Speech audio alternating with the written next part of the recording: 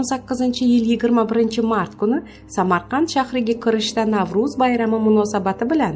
vaqtincha tashkil etilgan to'siq postida Sindor ismli shaxs ichki ishlar organi xodimlarining tasdiqlangan namunadagi maxsus formali kiyim boshini kiyib va maxsus mayor unvonini taqib olib, yo'l patrul xizmat xodimiga qo'pol va buyruq ohangida o'zini ichki ishlar bo'lim xodimi deb tanishtirib, ichki ishlar organlari xodimlariga xos bo'lmagan xatti-harakatlarni sodir etganda,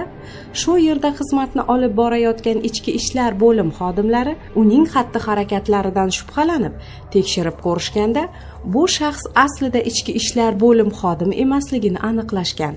Tekshiruvlar davomida ushbu soxta mayorning shaxsi o'rganilganda, u Kattaqo'rg'on tumani Yavi mahallasida yashovchi muqaddam sudlangan oilali 2 nafar farzandi bor, vaqtincha ishsiz Xushmatov Sindor Baxtiyorovich ekanligi aniqlandi.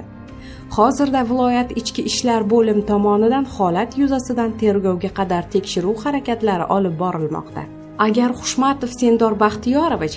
o'zini ichki ishlar bo'lim xodimi deb tanishtirib, o'zganing mulkini yoki o'zganing mulkiga bo'lgan huquqni firibgarlik, tovlamachilik yoki boshqa jinoyat sodir etganligi borasida ma'lumotga ega bo'lsangiz, tezda Samarqand viloyat ichki ishlar